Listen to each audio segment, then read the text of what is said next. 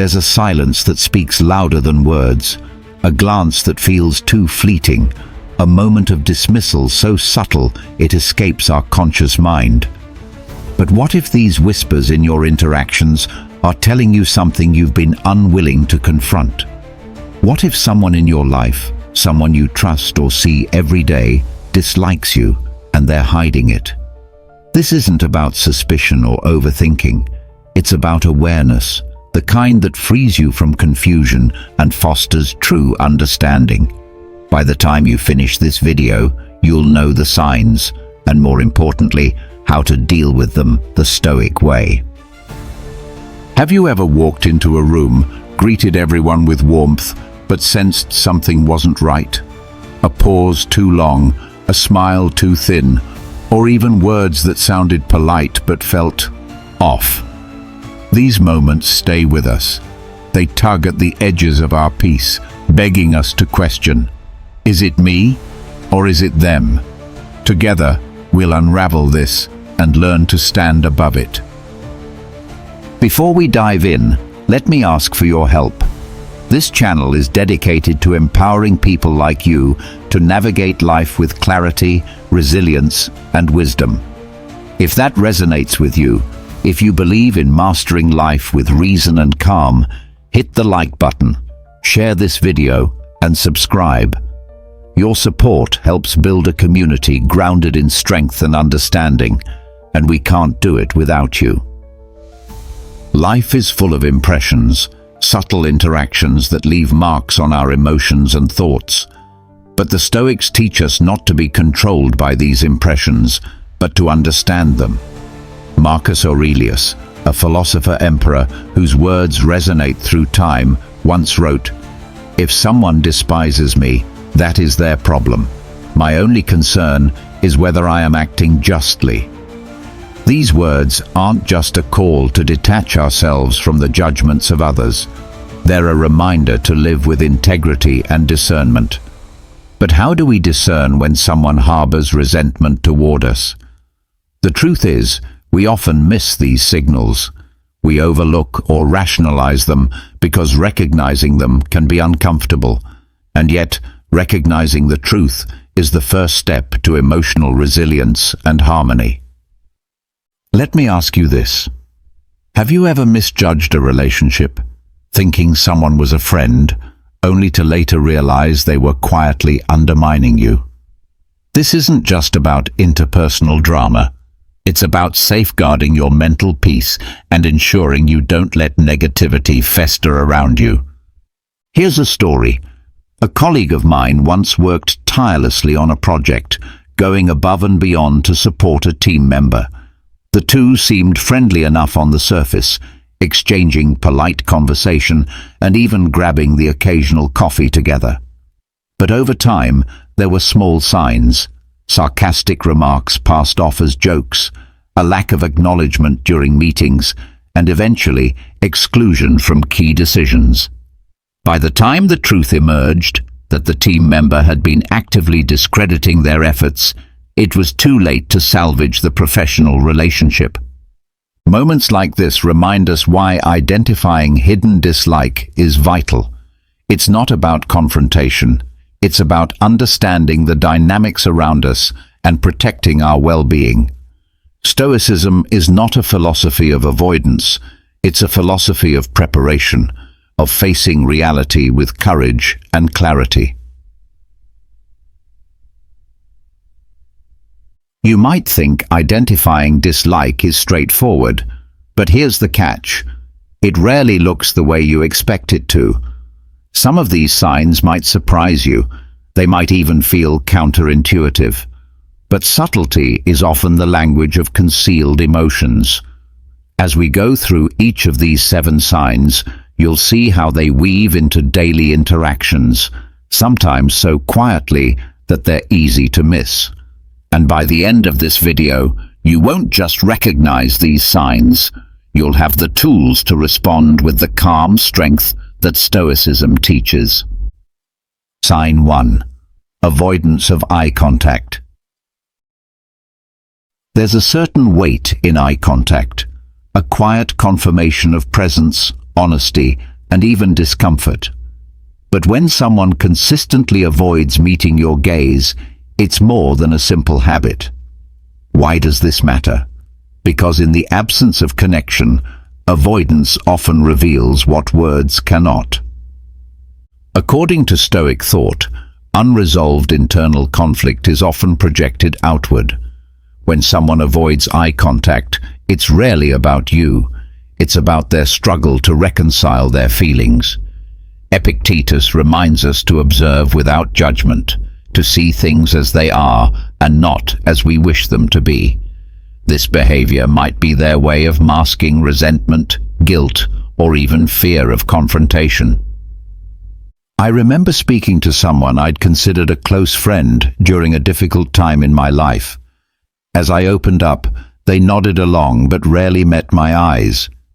It wasn't until later that I learned they had been silently frustrated with me, feeling I'd leaned on them too heavily. Their avoidance wasn't about disinterest.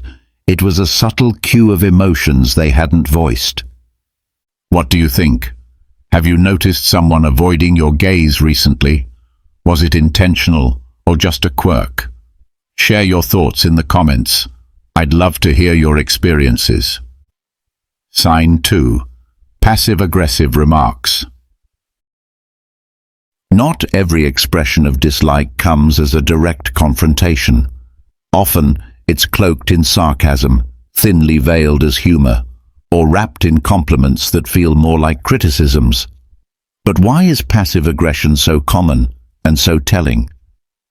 The Stoics teach us to remain unprovoked, observing behavior as external data. A passive-aggressive remark often reflects the speaker's internal conflict, not a genuine critique of you. Marcus Aurelius urged us to focus on our own actions, asking, "Is what I am doing aligned with virtue?" Observing rather than reacting is your power here. At a previous job, I worked with someone who frequently said things like, "Oh, must be nice to have so much free time to work on that project," with a forced smile. On the surface, it sounded harmless, but it left a lingering discomfort, until I realized it was their way of expressing frustration about their own workload. Have you ever encountered a joke or comment that felt more like a jab? How did you handle it? Let's discuss this below. Sign 3. Exclusion from decisions or plans. Imagine being in a group where decisions are made, plans are formed, and somehow you're always the last to know, or worse, not included at all. This subtle exclusion may seem like an oversight, but it often signals something deeper. Stoicism encourages us to focus only on what we can control. Being excluded can sting, but it also reveals where we stand in others' minds. If it's deliberate, their behavior reflects their own values, or lack thereof, not your worth. Recognize it, but don't internalize it. Have you ever been left out and wondered why? Was it intentional or a misunderstanding? Let's reflect on this together in the comments. Sign 4. Unwillingness to celebrate your success. Have you ever achieved something meaningful, only to be met with indifference from someone you thought would cheer you on? This kind of reaction often goes unnoticed because it's hidden behind silence or lukewarm acknowledgement. The Stoics celebrated virtues, including joy for others' achievements. When someone can't celebrate your success, it often stems from envy, a reflection of their discontent. Marcus Aurelius reminds us, "Rejoice with those who rejoice," as an exercise in cultivating virtue within ourselves. After completing a significant project, I was ecstatic. Most of my colleagues congratulated me, except one. They offered a half-hearted, "Good for you," then quickly changed the subject. Later, I learned they had been competing for the same opportunity and felt overshadowed. Their reaction had little to do with my success and everything to do with their own feelings. Sign 5. Overemphasis on your flaws. Some people magnify your mistakes under the guise of helping you improve. But is it constructive criticism or something else entirely? The Stoics teach us to welcome genuine feedback, but also to discern its intent. When someone fixates on your flaws, it often stems from their need to feel superior. Epictetus reminds us that our worth isn't defined by others' judgments. Instead, ask yourself, is this critique fair, or does it carry an undertone of malice? Do you think frequent criticism always comes from a place of dislike, or can it be misunderstood? Let's debate this below. Sign 6. Limited communication.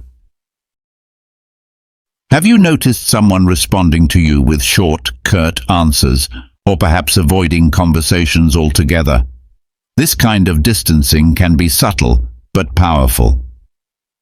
Limited communication can stem from many causes, but the key is to observe the pattern. The Stoics remind us to look beyond words and focus on actions. Are they simply busy, or are they deliberately distancing themselves? Approach with curiosity, not assumption. A friend once began replying to my messages with one-word answers, and our conversations grew sparse. When I finally asked, they admitted they had been harboring resentment over a comment I made weeks earlier. Their silence was their way of coping with unresolved feelings. Sign 7. Contradictory behavior. One day they're warm, the next they're cold. Their behavior feels like a pendulum, swinging unpredictably. What should you trust? Stoicism teaches us to observe patterns over time. Actions often reveal truth more than words. Contradictory behavior is a sign of internal conflict. They're likely grappling with their own feelings about you, which manifests in inconsistency. Have you experienced someone whose behavior leaves you guessing? How do you interpret it? Let's unpack this together below. Remain emotionally detached. Dislike, especially when hidden, has a way of pulling at our emotions. But here's the truth. You can't control how others feel about you. What you can control, however, is how you respond.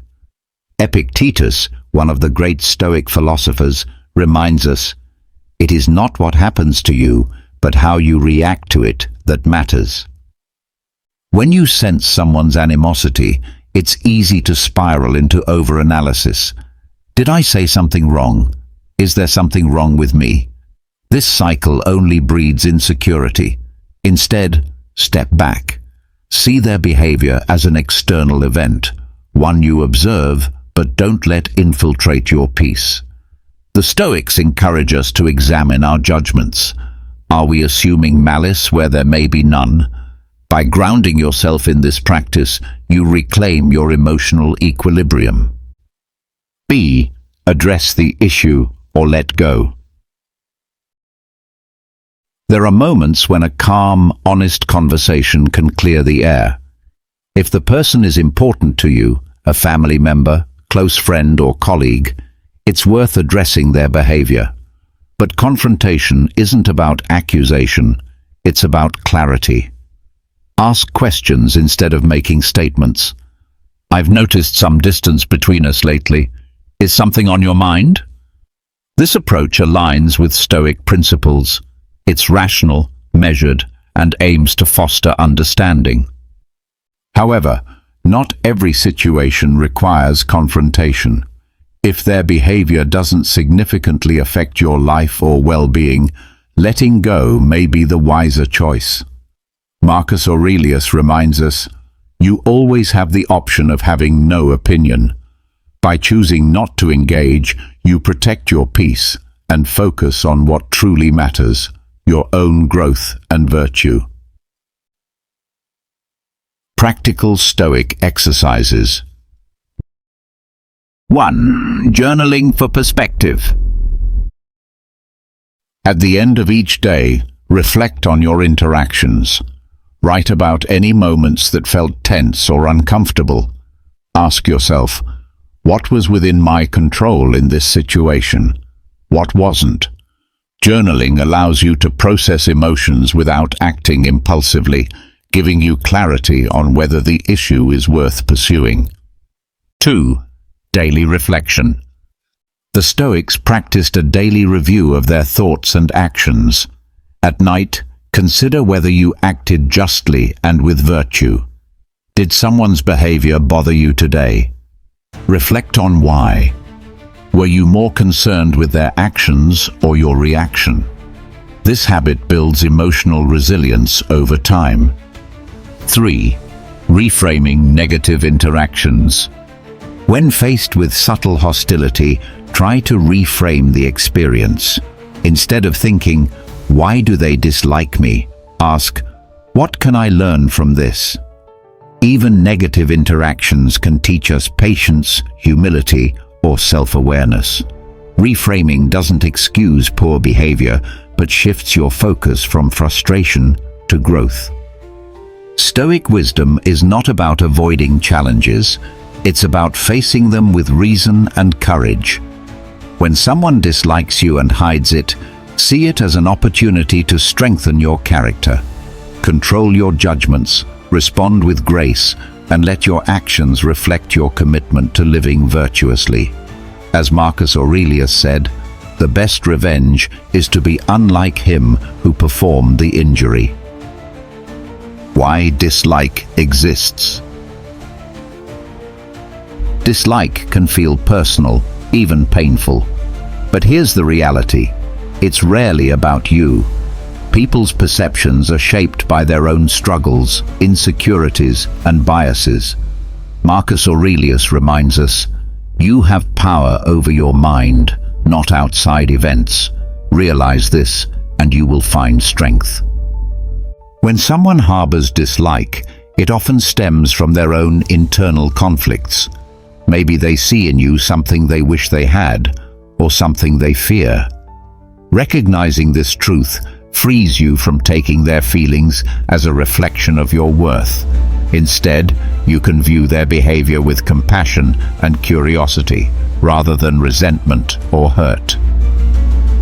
Have you ever discovered that someone disliked you, only to later learn it had nothing to do with you? How did it change your perspective? Share your insights in the comments.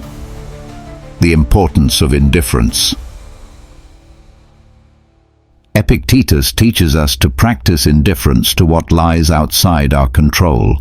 Whether someone likes or dislikes you is their judgment, not yours. Chasing validation is a never-ending pursuit. True peace comes from aligning with your own values. When you encounter dislike, remind yourself, this is their burden, not mine. Imagine the mental space you'd free up by letting go of the need to change someone's opinion of you. Indifference isn't about coldness, it's about prioritizing inner peace over external approval. I once worked hard to gain the favor of someone who seemed indifferent to me. Every effort to connect felt forced. It wasn't until I stepped back and focused on being true to myself that I found peace. And surprisingly, their attitude softened over time, likely because they sensed I was no longer trying so hard to win their approval. Now, imagine this. You've just discovered that someone dislikes you. In the past, you might have overanalyzed, replaying interactions in your mind, or even confronting them in frustration. But after watching this video, how would you respond differently? Would you pause to reflect on their behavior without taking it personally?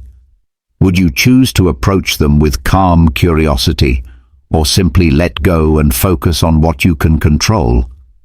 This is the Stoic path, to respond with clarity and wisdom, not impulsivity. Think about how this new perspective might change your relationships.